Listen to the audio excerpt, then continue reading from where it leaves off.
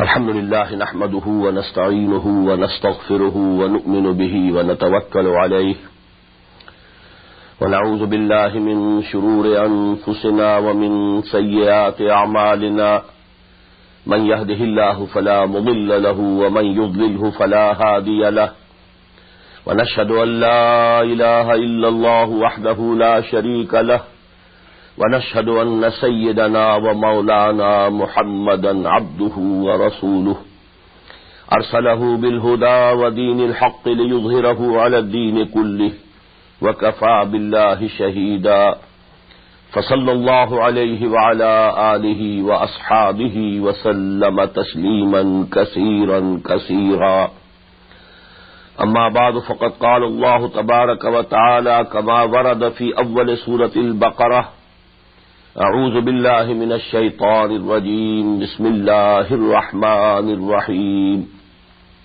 ألف لام ميم ذلك الكتاب لا ريب فيه هدى للمتقين الذين يؤمنون بالغيب ويقيمون الصلاة ومما رزقناهم ينفقون والذين يؤمنون بما أنزل إليك وما أنزل من قبلك وبالآخرة هم يوقنون أولئك على هدى من ربهم وأولئك هم المفلحون وقال تبارك وتعالى كما ورد في آخر نفس السورة آمن الرسول بما أنزل إليه من ربه والمؤمنون كل آمن بالله وملائكته وكتبه ورسله لا نفرق بين أحد من رسله وقالوا سمعنا وأطعنا غفرانك ربنا وإليك المصير وقال عز وجل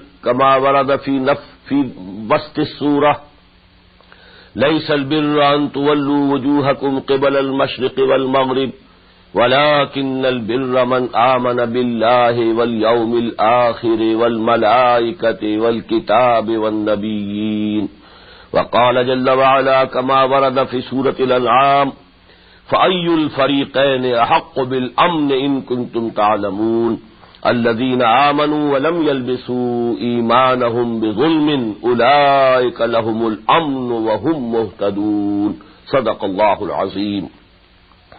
وعن طلحة بن عبيد الله رضي الله تعالى عنه قال النبي صلى الله عليه وسلم كان إذا رأى الهلال يقول اللهم أهله علينا بالأمن والإيمان والسلامة والإسلام رواه الإمام الترمذي رحمه الله.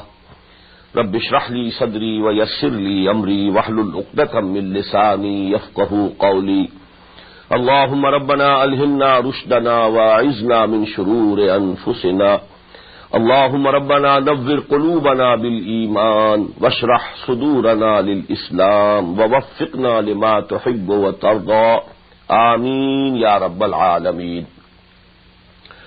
Dear brothers and sisters and sons and daughters in Islam, with the name of Allah, we begin with this series of lectures on the main themes of the Quran.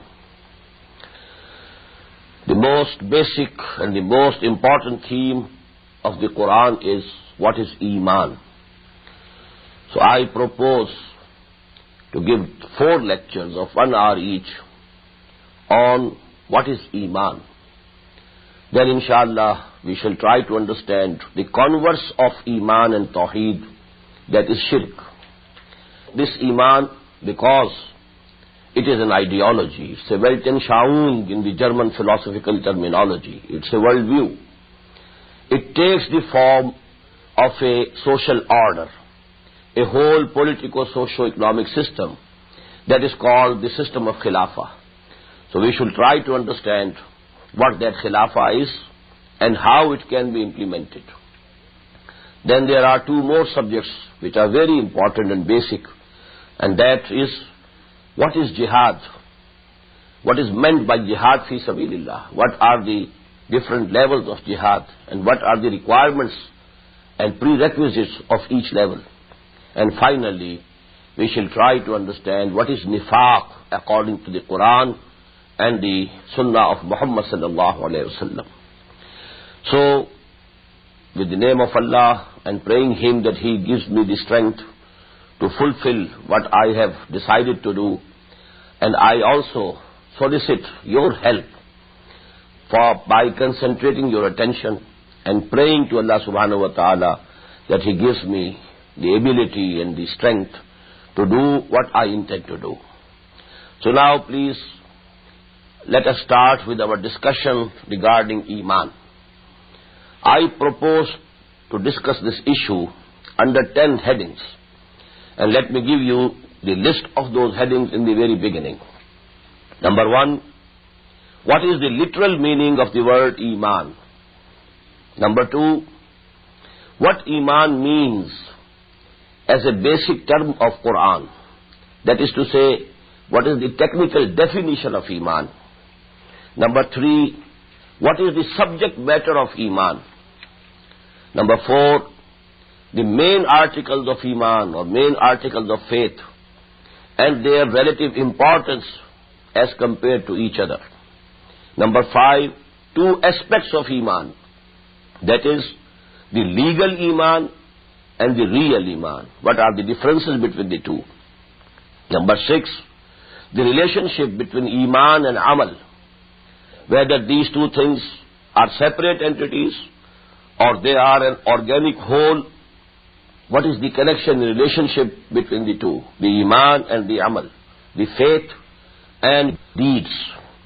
Number 7, the solution of the age-old controversy, whether Iman increases as well as decreases, or it neither increases nor decreases. Number 8, the relationship between Iman and Amn, that is, internal tranquility and peace. Number 9, the relationship between Iman and Jihad fi sabilillah.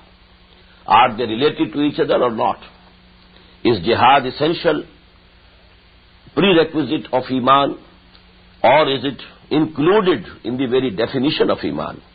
Lastly, number 10, how to get real Iman and where to get it from. So you must have appreciated that we have to go a long way. This is a list of very important topics. At the same time, you must have appreciated how neglected this issue has been. We have been under a wrong notion that we have Iman. And if you ask a Muslim what is Iman, in most cases he will be perplexed as to what to say, especially the non-Arab Muslims, because at least the Arab Muslims will be able to say what Iman means literally. But non-Arab Muslims, especially people from the Indo-Pakistan subcontinent, they will be just perplexed at this question. And they will say, Iman is Iman. That's all. We can't say anything more regarding Iman. Now, I have given you the list of the 10 most important headings of what Iman is, because my diagnosis is that actually where we are lacking, the whole Ummah, is this place that we don't have the real Iman, the Iman which reaches conviction. And only the conviction can transform the character and practical attitude of a person. All that we have is a racial creed. We profess to believe in certain things, and that is also only because we were born of certain parents, because they believed in certain things. So actually, our Iman at the present time is a racial creed. It's not a conviction with us. And that is why you know the condition of the Ummah, because the Quran says at one place, Antumul a'launa in kuntum mu'minin. O Muslims, la tahinu wa la tahzanu. Don't have any fear. Don't be anxious. Don't have anxiety. You will remain supreme if you are real mu'mins. Antumul a'launa in kuntum mu'minin. A'laun is plural of a'la. A'la is the one who is supreme, who is above all. Subhana rabbiyal a'la. We use this word in our sajda, in our prostration. So, a'laun is the plural of a'la. Antumul a'laun in kuntum mu'minin. Allah subhanahu wa ta'ala says, you will be supreme. You will dominate the earth if you are real mu'min. And we are not dominating. we are being dominated. We have been put to extreme humiliation. We have no honor in this world. So actually, this proves, and this is an ample proof for that we don't have the real Iman. Because Allah subhanahu wa ta'ala cannot tell a lie. Ma'azallah, whatever He has said is true. Antumul a'launa in kuntum mu'mineen. And we are not a'laun. Actually, we are, the humiliated ones. So what does it mean? That we don't have the real Iman. So now, I start with the first discussion as to what is the essential meaning, literal meaning of the word Iman. First of all, let me make a point. The Arabic language is very mathematical language. And the 99.9 recurrent % words of this language are derived from a 3-lettered root. A very small number of the words, they come from a 4-lettered root. A few are from 5-lettered. But mostly, as I told you, 99.9% words, they are derived from a 3-lettered root. And from that 3-lettered root, so many words can be formed and framed at different patterns, which they call in Arabic the awzan. So, but every word is connected literally and in meanings to the basic root from which it is derived. The most simple example of that is ilm. And even those who don't know Arabic, they can frame so many words which are derived from this word, this 3-lettered root of ilm. Alim, who has knowledge, who has ilm. Ma'loom, the thing which is in the knowledge of somebody, which is known by the people. It is ma'loom. Then we have allama, the most knowledgeable person. Then we have muallim, who teaches knowledge to others. Then it is muta'allim, who is getting knowledge, who is trying to get knowledge. Istilam, to get information. So many words. Ta'aleem, to educate others. Ta'allum, to get knowledge for your own self. Istilam, to ask others to give you some knowledge. They are derived from the same word, same 3-lettered root, ilm. The connection remains there between all these words and the root from which it has been derived. The best simile is that of a tree. And Quran has given this simile. Masalu kalimatin tayyibatin kashajaratin tayyibatin asluha sabitun wa faruha fis sama. Just visualize and imagine a tree which has its roots fixed and firm in the soil. Then there is a trunk, then there are branches and sub-branches, then there are leaves, and the branches are very high and they are very broad. So actually this is the condition of this Arabic language. Every word being derived from a 3-lettered root. But from that there are branchings. So many words can be derived. So they are so many in number. Now let us see what is the root of Iman. This word has been derived from Amn. And all the Muslims from the Indo-Pak subcontinent, they also know what is Amn. Amn is a condition in which there is no fear, there is no anxiety, no frustration, no grief, no sorrow. This is Amn. And let me make another point here. It's very peculiar to our religion, and it is very peculiar to the Quran, that the most basic terms, both of them, Iman, Islam, these are the very basic terms of our religion, Iman and Islam. And the meanings of these two words are the same. Both have a connection with peace. We must say it out, and we must bring it to the knowledge of our youth, because there is propaganda against the Muslims. Muslims are terrorists. And we can reply, how can a Muslim be a terrorist? Maybe certain misguided people take to that resort, go that way, but a Muslim can never be a terrorist. Why? Because the basic teachings of the Quran, the Book of Allah, they are based on these two terms, Iman, Islam. Iman derived from Aman. Islam derived from Salama. Salamati in Urdu, what does it mean? It is the security, it is the outer peace. So actually Iman is the inner tranquility, inner peace of a person, inner tranquility of a person. And what is Islam? It's the outward expression, outward manifestation of that inner peace. If somebody is in peace with himself, then he will be at peace with his society also. But if there are conflicts, there are frustrations within the personality of a person, his behavior will become negative, and he will be doing mischiefs to others also. So actually these two things are the two aspects of the same phenomenon. They are the two sides of the same picture. Iman within and Islam in your external attitude, in your behavior. It's the practical manifestation of Iman.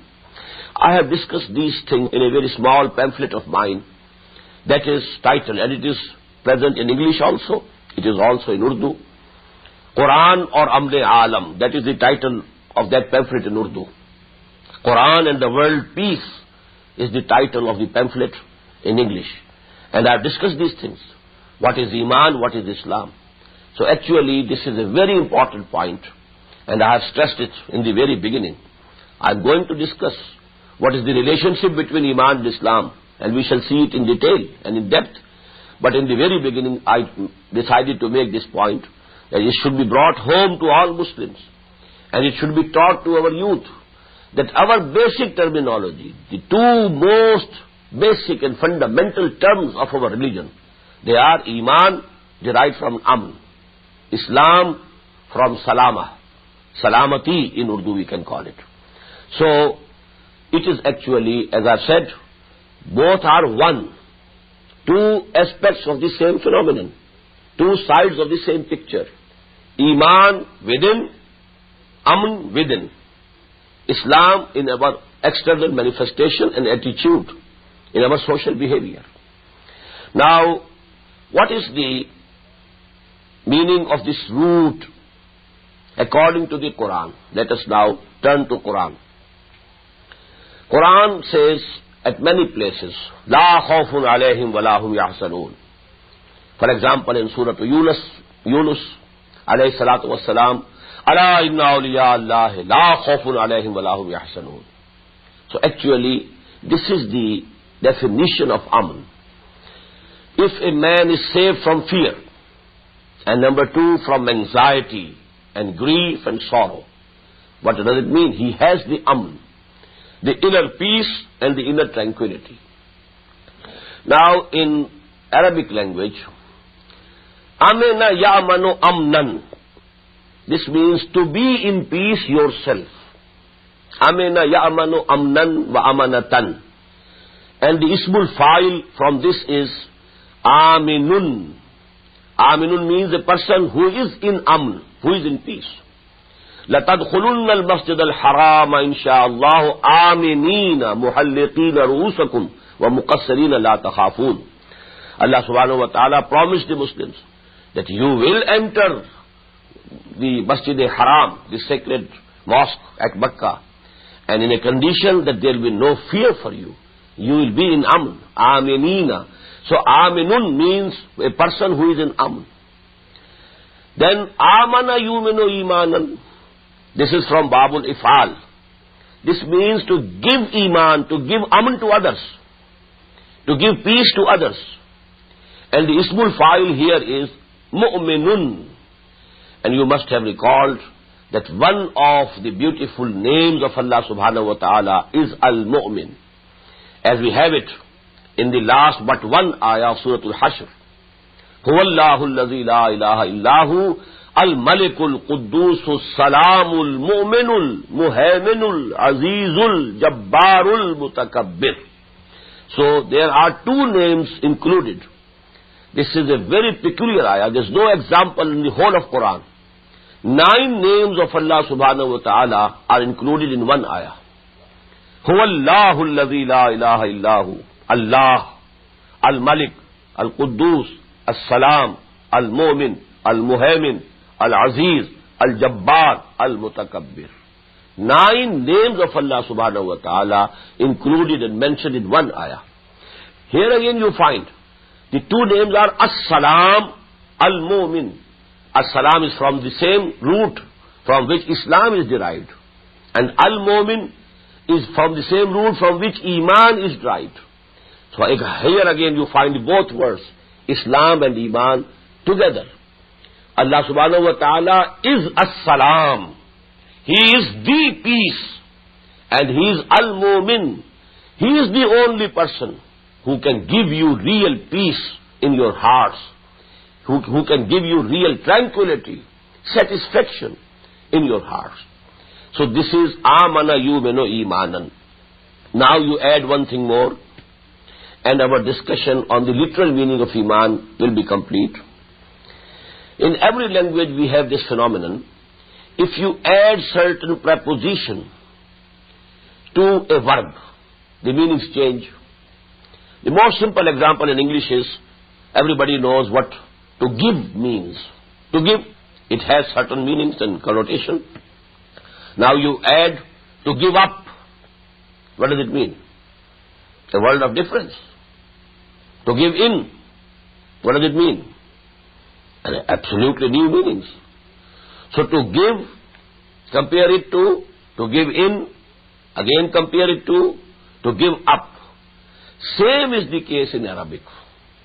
But in English we find there remains no connection between the meanings of to give and to give in and to give up. But in Arabic, after even you add prepositions, and that will result in addition of additional meanings to that. But the connection with the root will remain intact. It will not be severed or broken. So amana, if you add the word, and it is the harf-jar, ba or lam, amana be, amana le, amana lahu, amana bihi. What does it mean? To believe in someone, to accept the claim which someone is making. This is amana be, amana le. Suppose a person comes and he brings you news. Well, such and such incident has taken place just now, and you accept. This is amantum bihi, amantum lahu. You had faith in him, and you have accepted the news that he brought as true. And in the same way, someone comes to you and he makes a claim. For example, well, I am a very experienced physician, I can treat you. And you take him on his words, and you believe in him, and you hand yourself up to him, over to him. You know, because when somebody is ready to get a treatment from a doctor or a physician, it is as if he has handed over himself to him. Now he will prescribe, and whatever he prescribes you will take, because you have faith in him, that he has the knowledge, he has the expertise to advise you what to take. So actually, if you accept the claim of a person, or you accept the news that he has brought, so for that, this is amana be or amana le. Now what is the connection between the two? Because if somebody comes and says and tells you something, and you accept it, it's peace, aman, no conflict, no argument. And if you say no, you are telling a lie, an argument starts. Maybe physical scuffle also begins. It's just possible. He says, no, what I am saying it is true. And you say, no, what you are telling is a lie. So there is, now aman is finished. Now there is an argument, there is a conflict, and it can go to any extent. In the same way, somebody comes and says, and makes some claim about himself, you accept him. Okay, we accept your claim. So there's peace, you are given him peace. But if you contradict his claim, no, it's not so. We don't accept you as such. So there is an argument, there is a conflict, and again, let me say, this conflict can go to any extent, to a physical scuffle even. So the connection remains here. Amana bihi, they have faith in him, they believed in him. They accepted his claim. So this much should suffice regarding the literal discussion on the meaning of the word Iman, derived from the 3-lettered root aman. Amana yamanu amnan, to be in peace yourself. Amana yuminu imanan, to give peace to someone else. Amana be, amana le, to believe in someone, and to accept his claim. Now we go to the second heading of our discussion. What is the technical definition of Iman? What this means as a term. And here again let me give you a basic principle. Quran was revealed in Arabic language. So all its basic terminology has been derived from Arabic language. But Quran has picked and chosen words from the Arabic language and then added to those words additional meanings to make them the terms. In every science, in every field of knowledge, there is a peculiar terminology. You must be familiar with the terminology. If you want to study physics, you must know the basic terminology which are used in this science. If you are going to study chemistry, you must know the basic terminology of this science. In the same way, every science, whether it is political science, social sciences or physical sciences, everything has its own peculiar terminology. So Quran has also its own peculiar terminology. But this terminology is based on the words that Quran picked and chose from the vocabulary of the Arabic language, which was existing before Quran was revealed. So now Iman, it has a little meaning. And Iman as a term, as a basic terminology of the Quran, it has a specific meaning. Now what is it? al-īmān tasdīqu bimā jā'a bihin nabiyyu sallallahu alayhi wa sallam. Iman technically means to believe in the prophets of Allah, to accept their claim that they are prophets of Allah. Whatever they are saying is not from their own minds, their own thinking, their own logic. It is from Allah subhanahu wa ta'ala. It was revealed to them.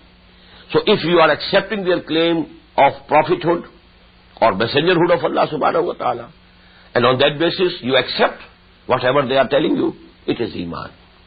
Tasdeequ bima jaa bihin nabiyyu sallallahu alayhi wa sallam. And for us, the most important is the Prophet Muhammad sallallahu alayhi wa sallam. The guidance of Allah subhanahu wa ta'ala that became complete in the messengerhood of Muhammad sallallahu alayhi wa sallam, in the prophethood of Muhammad sallallahu alayhi wa sallam. It became complete in the Quran. Al-yawma akmaltu lakum deenakum wa atmamtu alaykum ni'mati wa raditu lakum al-islam deena. To have faith in Muhammad sallallahu alayhi wa sallam, to believe in him and to accept whatever he says is the technical meaning of Iman. And let me quote here Allama ibn Hajar Asqalani rahimahullah. He has defined it. Al-īmānu lughatan at-tasdeeq. Literally speaking, Iman is tasdeeq, to believe in someone.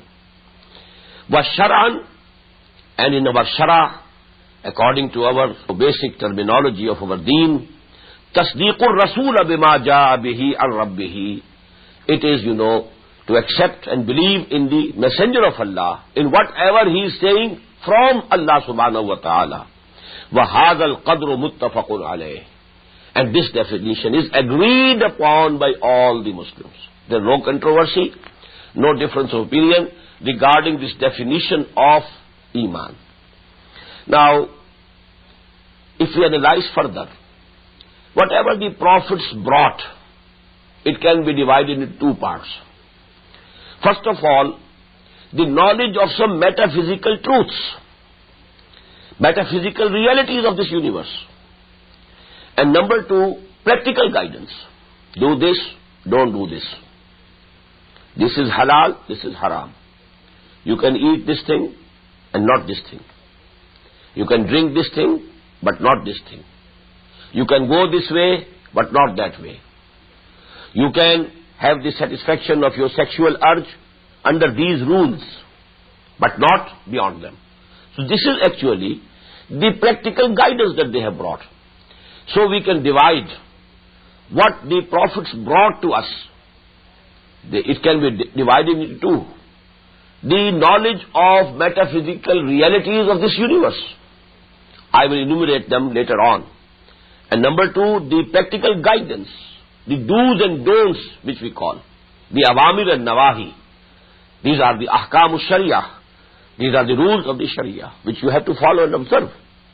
But now the term Iman is reserved for the first type of the teachings of the Prophet. This Iman, although technically it includes everything that was brought by the prophets, but it is reserved in usage for the knowledge of the metaphysical realities and truths which the prophets alayhimus salatu wassalam they brought. And again another point, there have been differences between the practical guidance and the Sharia of different prophets of Allah, different messengers of Allah. The Sharia of Musa alayhi salatu wassalam and the Sharia of Muhammad sallallahu alayhi wasallam, there are minor differences. The form of prayer that Allah subhanahu wa ta'ala prescribed for us, 5 prayers a day, and the form, in every rakah, the sequence of the events, that is different from the prayer that was prescribed for the former ummah. In the same way, we know the different rules of Psalm, fasting. The rules for the former ummah were different, and the rules for this ummah are different. They had no concept of sahri, suhoor, to eat during the night. Once they went to sleep, their psalm, their fasting began. But here in our Sharia, there is emphasis. Tasahharu, fa inna fi suhoor barakah. Must eat something before dawn, because in this eating and drinking before dawn, there is barakah. So there is a fundamental difference between the rules of Sharia, Sharia of Moses, alayhi salatu wasalam, and Sharia of Muhammad, sallallahu alayhi wasallam. So regarding the practical guidance, there have been differences, but regarding the metaphysical truths, there has been no difference whatsoever. It's the same from Adam alayhi salatu wasalam till Idam. Idam in Persian means this time. From Adam till Idam, or you may say specifically from Adam to Muhammad alayhi salatu wassalam wa sallallahu alayhi wasallam, there has been no difference whatsoever in the metaphysical truths which were revealed by these prophets. That is to say, the subject matter of Iman has been the same, although the practical guidance has been changing. Now we come to the third subject. What is the subject matter of Iman? And this is important as well as interesting. And I have to make a few preliminary points first. Number 1, there are 2 types of human beings. There have always been 2 types of human beings. There are 2 types of human beings, and there will always be 2 types of human beings. Most of the people, most of the humans, they are followers. In whichever society they are born, they accept the norms of that society. They don't question them. Why do we believe in this? They accept whatever their parents believe. And they start, in the journey of their life. They don't question. How do you believe it? And why do you believe it? And why should I accept anything only because you believe in those things? I must know the truth for myself. So actually, most of the people, here again I am using the same expression, 99.9 recurrent % of people in this world have always been, are today, and will ever be followers. They follow. They don't question. They don't criticize. They don't demand arguments.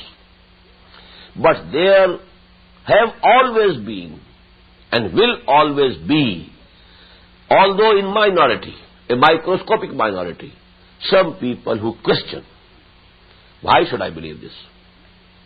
How come? How do you believe these things? So these people, you may call them, the intellectuals, although they are a microscopic minority. Actually, they are the pacemakers.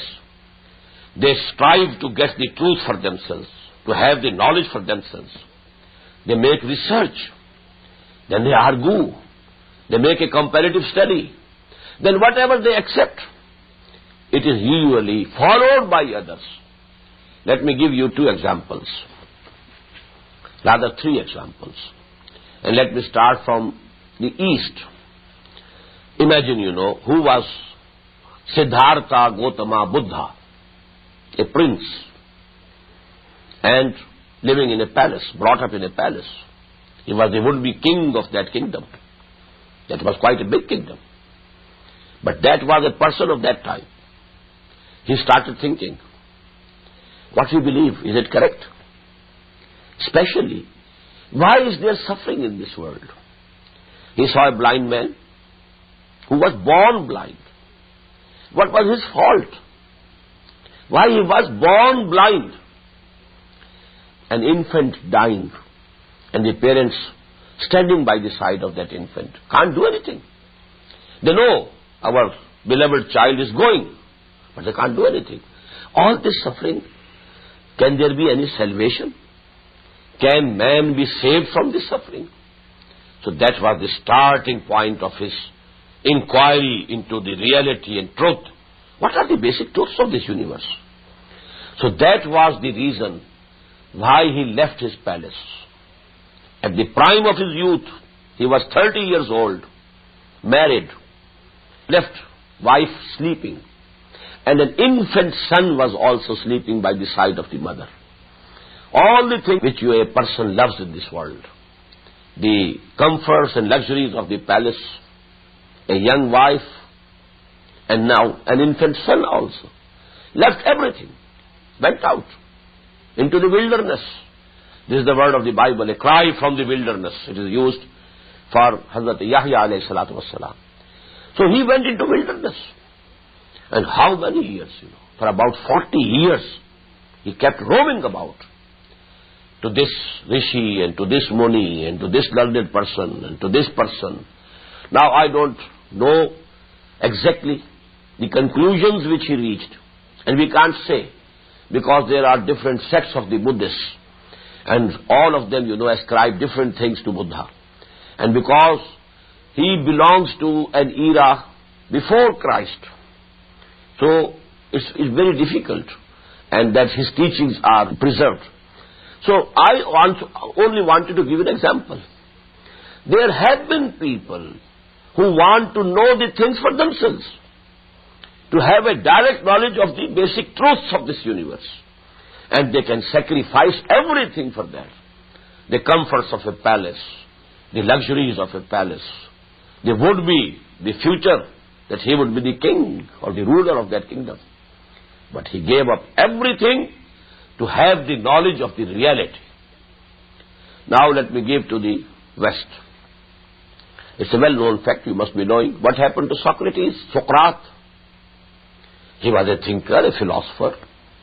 He didn't accept what the society believed. He thought himself. He pondered over those things himself. He argued with himself. Then he reached certain conclusions. And then he started preaching.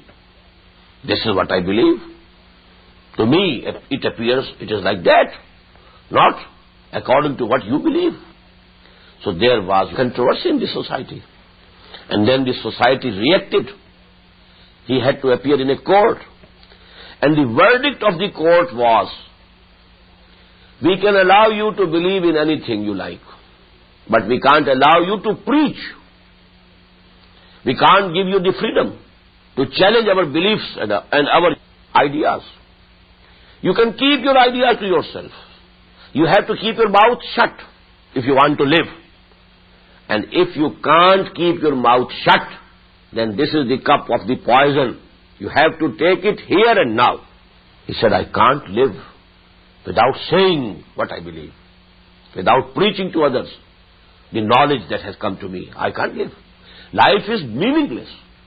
So I prefer to take this cup of poison. He took it there and then died. Now let me come to the third example, and this is from the Middle East. Who was Salman al-Farsi? Radiyallahu ta'ala anhu. He was born in Iran, and the people worshipped fire. And he was born in the house of a priest, just like Hazrat Ibrahim alayhi salatu wassalam. He was born to Azar, and Azar was a priest. He used to make idols. The same was the case here. A custodian of a place of worship. Hazrat Salman radiyallahu ta'ala anhu was born to him. But then he said to himself, it's ridiculous. We burn this fire, we add fuel to it, we light this fire. If we don't add fuel to it, it can't continue burning. And then we stand, folded hands before this fire, and you ask the blessings from this fire. It's ridiculous. I'm not ready to accept it. What was the fate? He had to leave his home and hearth, just as the father of Hazrat Ibrahim alayhi salatu wasalam said to him, Araghibun anta an alihati ya Ibrahim? La illam tantahi la arjumannaka wahjurni maliya. This is in Surah Maryam alayhi salam. Are you leaving my gods, the gods whom I worship? You don't want to worship them? No, I will stone you to death if you don't change your attitude, or you have to leave this house. Go away from my sight. Wahjurni maliya. The same fate happened and occurred to Hazrat Salman radiyallahu ta'ala anhu. He left his home and hearth, even his country, just as Ibrahim migrated from Iraq to Syria. He had to migrate again from Iran to Syria.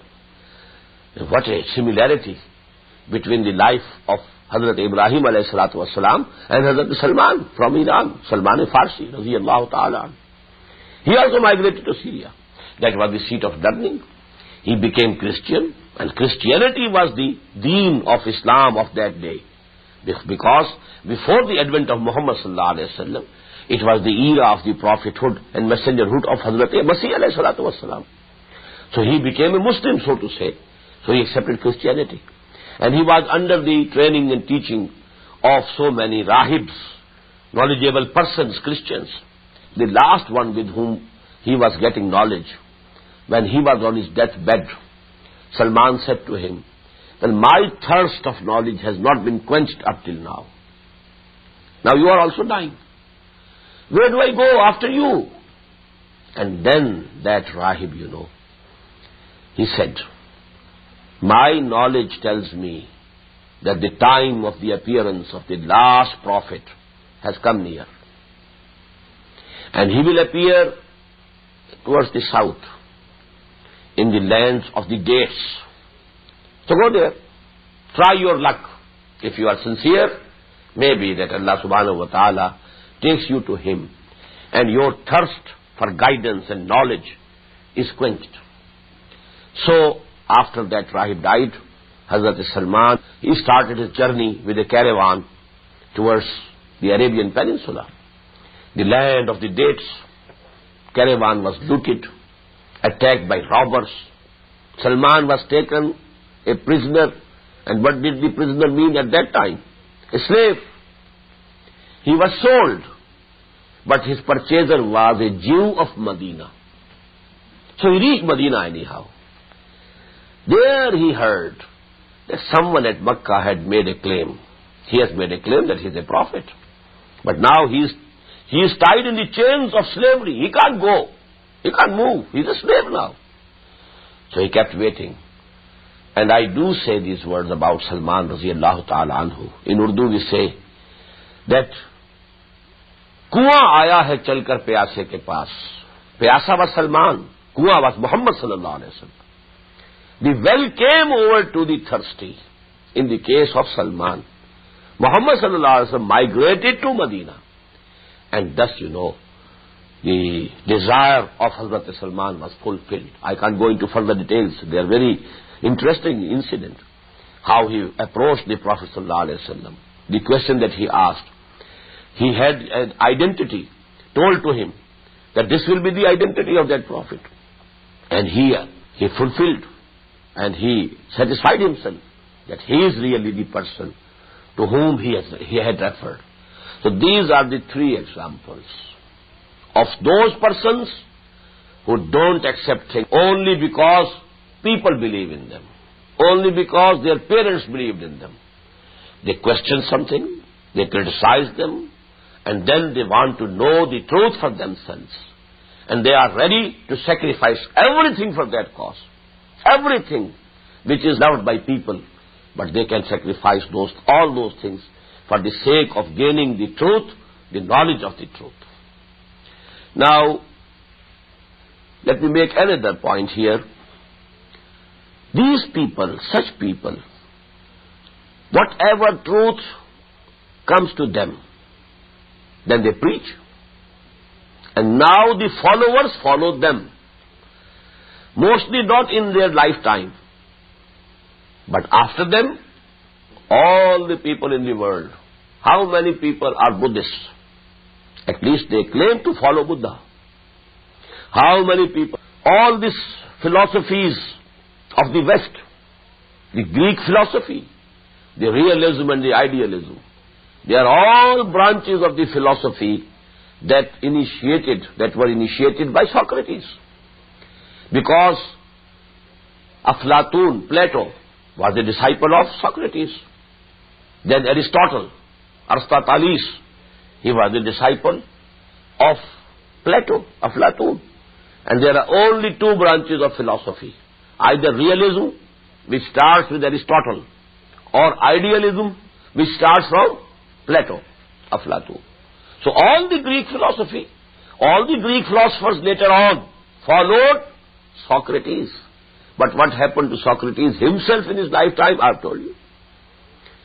Same is the case of Muhammad sallallahu alaihi wasallam. I have told you that after the 10 years hardest labor, not more than 150 persons were there with Muhammad sallallahu alaihi wasallam in the 10th year after the beginning of Wahy. But how many believe in him now? So actually these are the people, we may call them the pace setters, the pacemakers.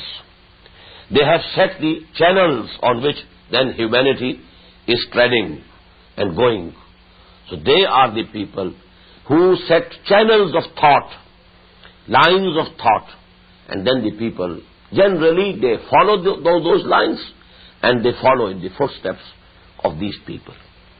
Now, let me come to the questions. What are the basic questions to which these people, the thinkers, the sages, the philosophers, they have been addressing, they have been grappling with? What are those questions? Number one, what is this universe? Has it been here in existence from ever and will continue to exist forever, or it has a beginning and an end? If it has a beginning and an end, then there must be some creator. Who is that creator? How can we know that creator? What are the attributes of that creator? We must know for ourselves. Can we have any contact with that creator? Can we approach him? Then number two, who are we? Are we just like animals? Or is there any qualitative difference between us and the animals? We find so many things common between us and animals. The animals have to eat, feed themselves, to preserve themselves. Preservation of the self. We also need food. Animals required rest. We also require rest. Animals sleep. We also sleep. Animals have sexual desire for the preservation of their species. We also have a sexual desire. So many things are common between animals and us. But are we only quantitatively different from animals? Or is there any basic and qualitative difference between us and the animals? Number one. Then what about our life? Is our life only this period of our existence here, from our birth till death? The 30, 40, 60, 70, 80, 90, 100 years. You can add to it, according to your knowledge, another 9 months that we passed in the wombs of our mothers. So is that the only existence of ours? This is life? Was there no existence before coming to this world? Before our birth? Or before our conception in the wombs of our mothers? And in the same way, will there be our existence after death also? Is there any form of existence beyond death? Or death is the end? Is that the end of our existence? Or is there any life after death? Or is there any existence to continue after death also? Then, what is evil? What is good? Are these ethical values, moral values, are they real? Or just apparent? As there is a saying in English language, nothing is good or bad, only thinking makes it so. Is it correct? Or the good is good and the evil is evil. Are these permanent values or not? You must be knowing that according to the Marxist philosophy, there are no permanent ethical values. With the changing of the economic conditions of the society, the values change. There are no permanent ethical moral values. Is it so? Is it correct? Then if there are permanent ethical values, why should we observe those values? Supposing I know that to tell the truth is good, to tell a lie is bad. But why should I tell the truth when I see there is danger in telling the truth? Maybe I'm killed. Maybe I'm fined because I have told the truth. Why not to escape the dangers by telling a lie? What's the motivating force? What's the motive that will make me tell a truth? Just as you know, I mentioned about Socrates. By saying out the truth, he had to finish himself. So to say, he committed suicide. He could live if he accepted the judgment of the court. You can keep your thoughts to you. You are free to believe whatever you like, but you can't preach them. He didn't accept it. So what is the force, motivating force, that will bind us to the ethical values, to the moral values? So these are the questions. What is knowledge? We know that we have certain sense organs, and we gather some information through these sense organs. We can see, we can hear. We have some faculty over here of inferring. We infer from our sense data. The data is fed, just as the data is fed in a computer. We know we have a computer here, and you feed the data, and then data is processed by this computer, and we reach a conclusion. And now those conclusions are stored in the memory of this computer. But is that all? Or there is any additional source of knowledge? Can we get knowledge through any other source? All these questions you might be knowing and you might have appreciated. These are the basic questions of philosophy, of different disciplines of philosophy. Philosophy has been divided into so many branches. Otherwise, sometime before, philosophy included metaphysics. It included ethics. It included psychology. It included epistemology. All these are the branches of philosophy. And the questions which are enumerated, they relate to different branches of philosophy. What is the nature of existence? This is metaphysics. What is the nature of human mind? What are the motives? This is psychology. What are the sources of knowledge? How do we get knowledge? This is epistemology. Whether there are permanent ethical values or not, or what are the motivating forces to be moral in your attitude, to have a moral attitude, and to act according to the ethical values. This is ethics. So these are the different branches, different disciplines of the same subject which we call philosophy. Now, another point. There has been answers to these questions, but the sources have been different. On the one side, we find philosophers, thinkers, sages. You can mention Confucius, Tao, Gautam Buddha, Mahavir. You can say Socrates, Plato. All these people, they were philosophers. They thought about these problems. They reached certain conclusions. Then they arranged those ideas into a logical system, And that is called, this is the philosophy of Plato. This is the philosophy of Aristotle. This is the philosophy of Confucius. So these people, they say that we have thought upon these questions, and our mind, our intellect, our logic tells us that these are the answers to these questions. This we call philosophy. But no philosopher till this date has claimed that it is 100% true what I am saying. No philosopher up till this date. Let me mention here Allāmah Iqbal, the biggest poet-philosopher of Islam the 20th century has produced. And you must have heard the name of his book, Reconstruction of Religious Thought in Islam. Now, in the preface to that book, he says, I don't claim that whatever I have said in this book is 100% correct. We should maintain an attitude of learning and thinking and adding to our knowledge. And maybe that as time passes, better ideas, more sound ideas are given by other people. This is the humility that he shows. And this is the case with every philosopher.